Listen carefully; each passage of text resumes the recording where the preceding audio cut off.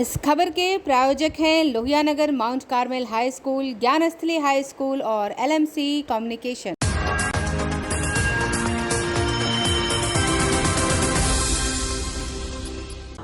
नमस्कार, आप देख रहे हैं आंखें न्यूज़ 24 और आपके साथ मैं हूं अक्षता।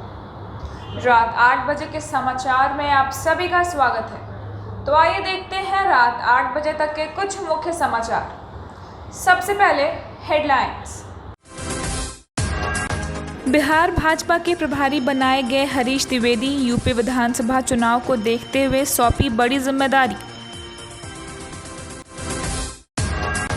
पासवान की पुण्यतिथि पर चिराग व पारस में शक्ति प्रदर्शन तय। दिल्ली पटना के श्रद्धांजलि कार्यक्रमों में जुटेंगे दिग्गज। नवरात्र का पहला दिन आज मंडपों में कलश स्थापन आराधना शुरू।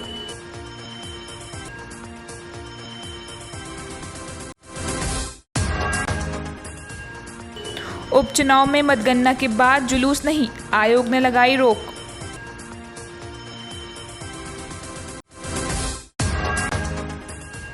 पटना हाईकोर्ट को मिले 2 नए जज, फिजिकल सुनवाई में आएगी तेजी।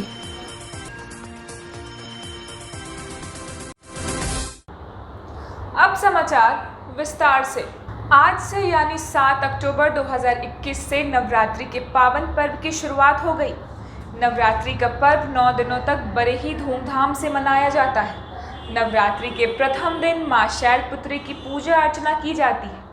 आइए दिखाते हैं पटना के पंडालों में पूजा की तैयारी और कलश स्थापन। विष्णु निद्रा रूपा महारात्रि योग निद्रा देवी। या देवी सर्वभूतेषु शक्ति रूपेण संस्थिता नमस्तस्तै नमस्तस्तै नमस्तस्तै नमो नमः। नमस्कार, मैं हूं प्रकाश चंद्रा और आप देख रहे हैं आपका सबसे पसंदीदा न्यूज़ पोर्टल आंखें न्यूज़ 24। दुर्गा पूजा की शुरुआत हो चुकी है और आज पहला दिन है, नवरात्र का पहला दिन है और हम दिखाने के लिए आए हैं कि किस प्रकार से मंडपों में पटना में कलश स्थापन हो रहा है। मैं अपने सहयोगी आशीष से अनुरोध करूंगा कि वो दिखाएं किस प्रकार से कलश स्थापन हो रहा है। यहाँ 9 कलश रखा गया है। इस वक्त हम पटना के GPO गोलंबर न्यू दुर्गा क्लब द्वारा जो 34 वर्षों से लगातार दुर्गा पूजा हो रहा है उसके मंडप में आए हैं और देखिए कि किस प्रकार से तैयारी चल रही है। माँ दुर्गा की प्रतिमा लगा दी गई है। अभी इसकी साज सज्जा बची हुई है। बहुत सारा काम बचा हुआ है। अगले 2-3-4 दिनों में क्लब के जो सदस्य हैं वो तमाम कार्यों को अंजाम देंगे। लेकिन यहाँ देखिए किस प्रकार से कलश में एक रंगा लपेटा जा रहा है। कितनी शिद्दत से ये जो लोग हैं वो कलश में एक रंगा को लपेट रहे हैं और माँ दुर्गा की आराधना करते हुए यहाँ पर कार्य हो रहा है। आप देखिए पुरोहित साहब हैं, पुरोहित जी, पंडित जी से भी हम लोग पूछेंगे कि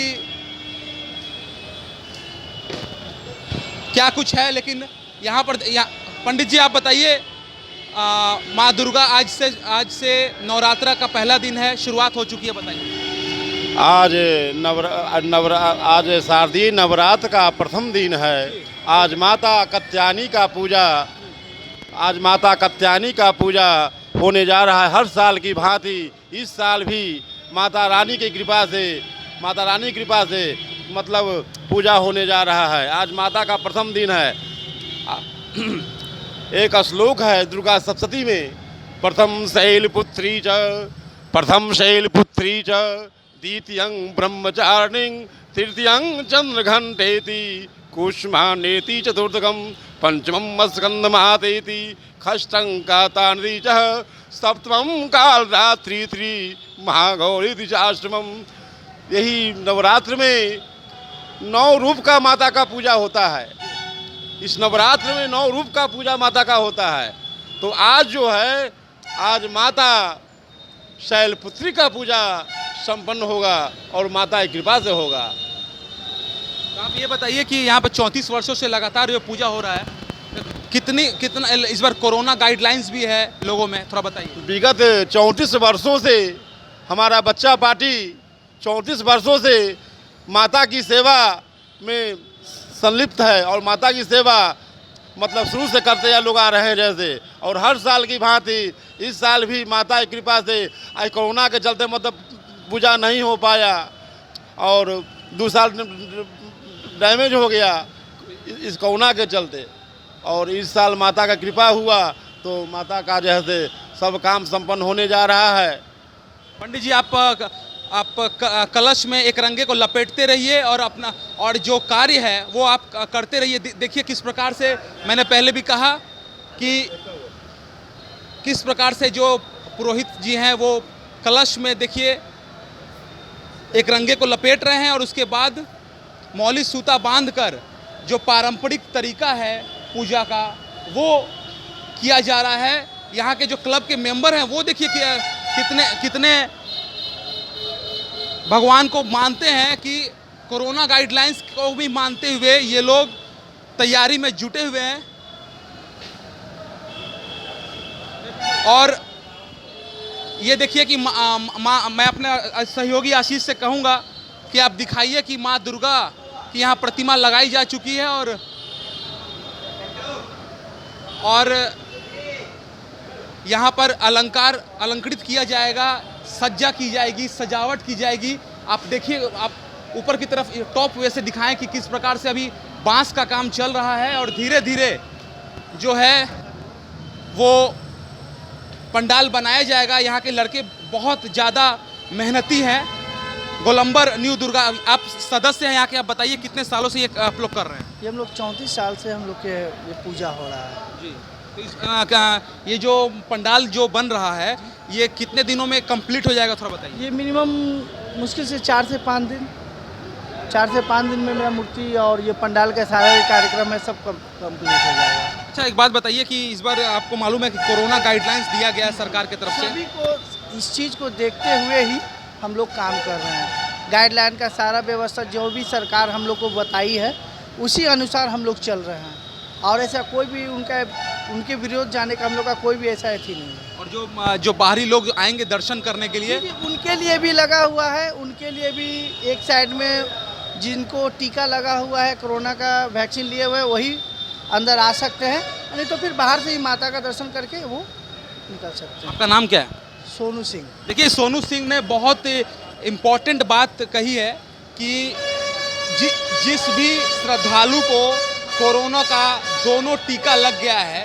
अर्थात वैक्सीनेशन जो है वो लग चुका है, वो इस पंडाल के भीतर आकर देवी दुर्गा की स्तुति कर सकते हैं और पूजा कर सकते हैं, आराधना कर सकते हैं और अष्टमी जो महाअष्टमी है उसमें भाग ले सकते हैं। लेकिन जो लोग सर्टिफाइड नहीं है, यानी वैक्सीनेशन जिन्हें नहीं लगा है, जिनके पास कोई मोबाइल में कोई प्रूफ नहीं है, वो लोग बाहर से ही दर्शन करके चले जाएंगे।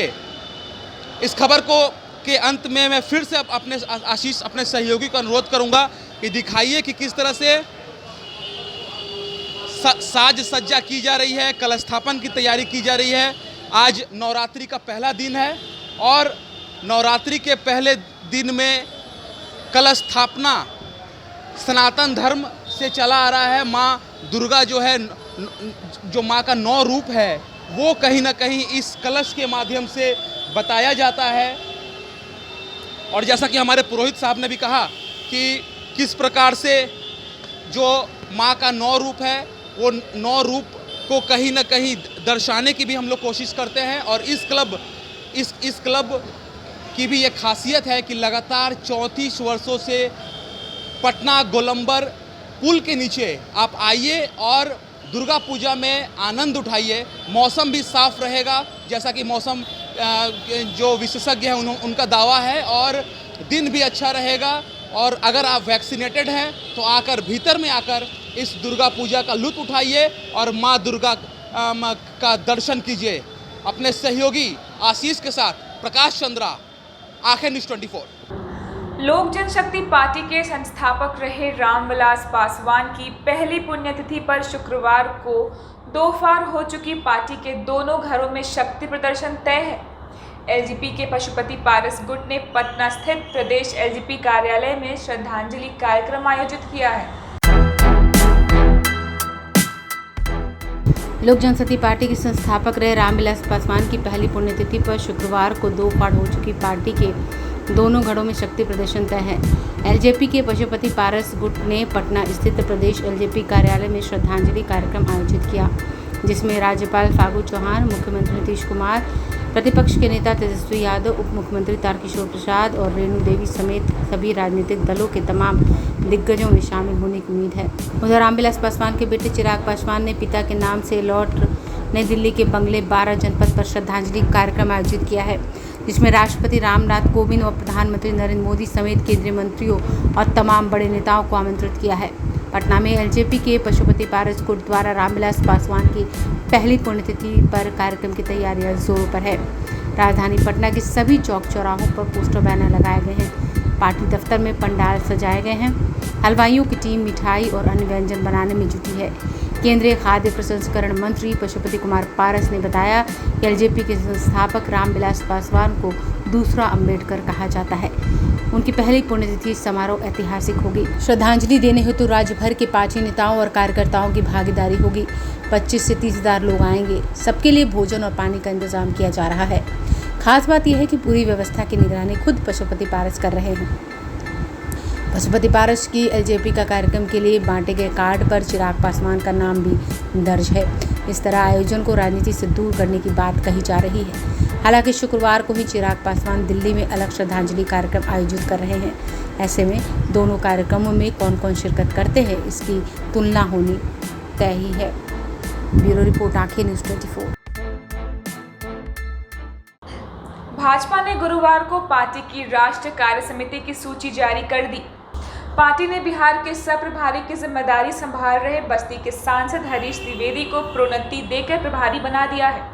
भारतीय जनता पार्टी इसे उत्तर प्रदेश विधानसभा चुनाव के लिहाज से भी अहम मान रही है। भाजपा ने गुरुवार को पार्टी की राष्ट्रीय कार्य समिति की सूची जारी कर दी है। पार्टी ने बिहार के सह प्रभारी की जिम्मेदारी संभाल रहे बस्ती के सांसद हरीश द्विवेदी को प्रोन्नति देकर प्रभारी बना दिया है। भारतीय जनता पार्टी इसे उत्तर प्रदेश विधानसभा चुनाव के लिहाज से भी अहम मान रही है। हरीश की गिनती पूर्वी यूपी के उभरते हुए युवा नेता के रूप में होती है। नई सूची में बिहार के 3 नेताओं का मुख्य रूप से पार्टी ने कद बढ़ाया है। पूर्व केंद्रीय मंत्री सीपी ठाकुर की जगह केंद्रीय मंत्री गिरिराज सिंह को जातीय समीकरण से जगह मिली है। दरभंगा के सांसद गोपाल जी ठाकुर अनुसूचित जाति से भागीरथी देवी को पार्टी ने राष्ट्रीय कार्य समिति में जगह दी है। पूर्व उप मुख्यमंत्री के नाते सुशील मोदी को भी स्थान दिया गया है। उप मुख्यमंत्री के नाते तारकिशोर प्रसाद और रेणु देवी को पार्टी ने राष्ट्रीय कार्य समिति में शामिल किया है। राष्ट्रीय उपाध्यक्ष राधा मोहन सिंह के अलावा 4 प्रवक्ताओं को जगह दी गई है। इसमें बिहार के उद्योग मंत्री शाहनवाज हुसैन और राष्ट्रीय प्रवक्ता के नाते लिया गया है। वहीं पूर्व केंद्रीय मंत्री और राष्ट्रीय प्रवक्ता राजीव प्रताप रूढ़ी, एमएलसी और राष्ट्रीय प्रवक्ता संजय मयूख के अलावा गुरु प्रकाश को राष्ट्रीय कार्य समिति ने पार्टी में जगह दी है। पूर्व मंत्री और वरिष्ठ नेता नंद किशोर यादव और पूर्व मंत्री प्रेम कुमार को भी पार्टी ने कार्य समिति में लिया है। पूर्व केंद्रीय मंत्री और पटना साहिब सांसद रविशंकर प्रसाद के अलावा केंद्रीय गृह राज्य मंत्री नित्यानंद राय को भी कार्य समिति ने पार्टी में जगह दी है। ब्यूरो रिपोर्ट, आंखें न्यूज़ 24। बिहार विधानसभा की 2 रिक्त सीटों कुशेश्वर स्थान और तारापुर के लिए होने वाले उपचुनाव को लेकर सभी प्रकार के जुलूस निकाले जाने पर रोक लगा दी गई है। नामांकन, चुनाव प्रचार या मतगणना के बाद कोई जुलूस उम्मीदवार नहीं निकाल सकेंगे। ऐसा करने पर उनके खिलाफ आदर्श आचार संहिता के उल्लंघन के तहत कार्रवाई की जाएगी। बिहार विधानसभा की 2 रिक्त सीटों कुशेश्वर स्थान और तारापुर के लिए होने वाले उपचुनाव को लेकर सभी प्रकार के जुलूस निकालने पर रोक लगा दी है। नामांकन, चुनाव प्रचार या मतगणना के बाद कोई जुलूस उम्मीदवार नहीं निकाल सकेंगे। ऐसा करने पर उनके खिलाफ आदर्श आचार संहिता के उल्लंघन के तक कार्रवाई की जाएगी। हालांकि कोविड प्रोटोकॉल के तहत सभा की जा सकेगी। बुधवार को मुख्य निर्वाचन पदाधिकारी बिहार HR श्रीनिवास ने कहा कि सभी राजनीतिक दलों को चुनाव एजेंट और मतगणना एजेंट की ससमय तैनाती करने को कहा गया है। नहीं तो चुनाव प्रक्रिया शुरू कर दी जाएगी। पोस्टल बैलेट की मतगणना को लेकर कितने टेबल लगेंगे, इसकी पूर्व सूचना लिखित में उम्मीदवारों को दी जाएगी ताकि वे उन टेबलों पर मतगणना एजेंटों को तैनात कर सकें। बिहार विधानसभा की दोनों सीटों कुशेश्वर स्थान व तारापुर उपचुनाव के लिए नामांकन प्रक्रिया शुरू हो चुकी है। दोनों सीटों के लिए मतदान 30 अक्टूबर को होगा। यह दोनों सीटें जदयू के विधायकों के निधन के कारण रिक्त हुई हैं।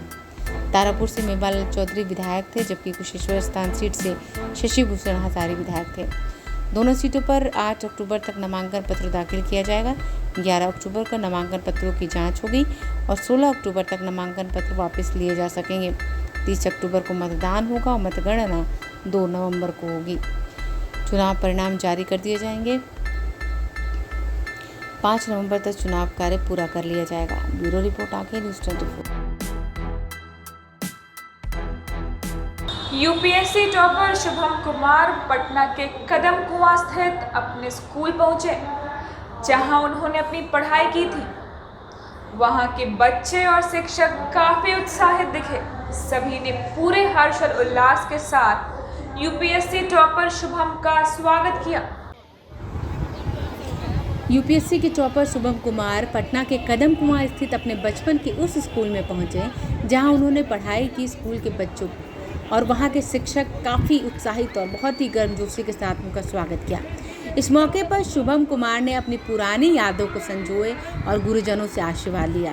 शुभम कुमार ने कहा कि बचपन में जब भी मेरे पिता और चाचा यहाँ इस स्कूल में छोड़ जाते थे तो मैं काफ़ी रोता था, लेकिन यहाँ के शिक्षक मुझे इस तरह समझाते थे कि मैं रोना बंद कर देता था।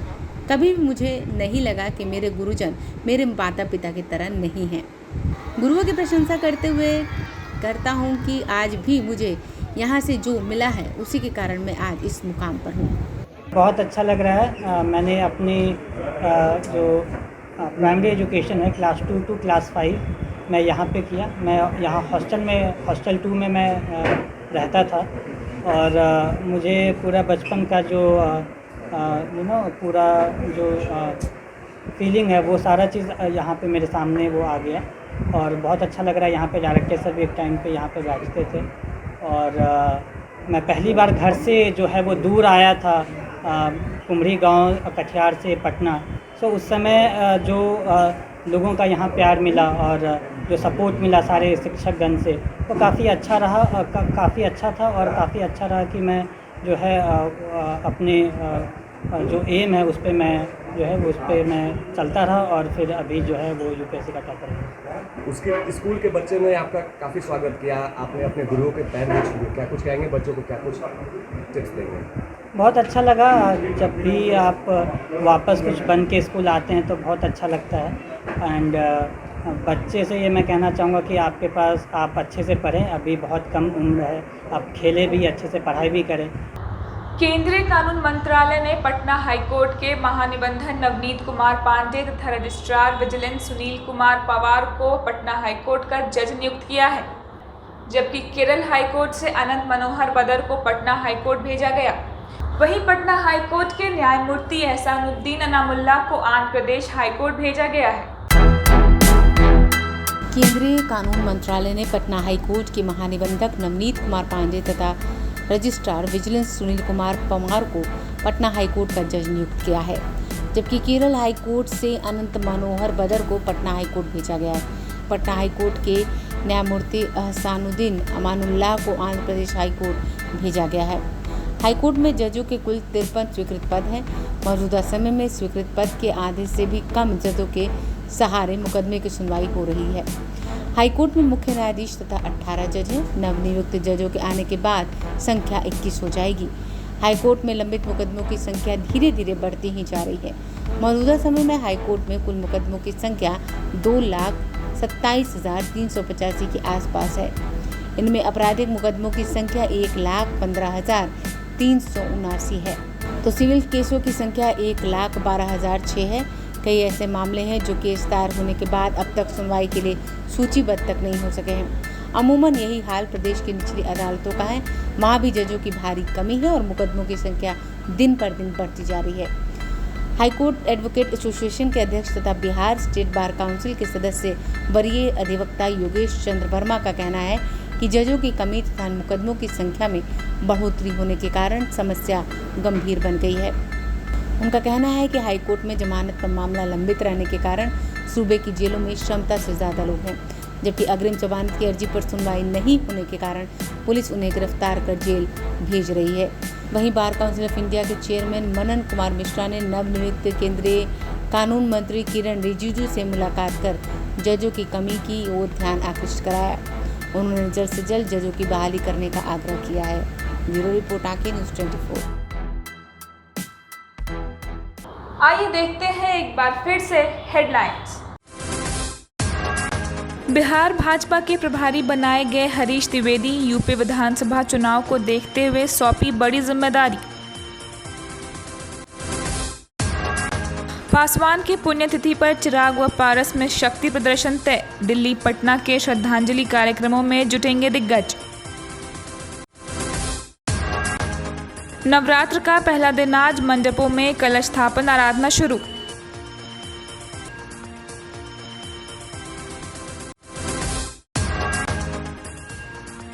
उपचुनाव में मतगणना के बाद जुलूस नहीं, आयोग ने लगाई रोक।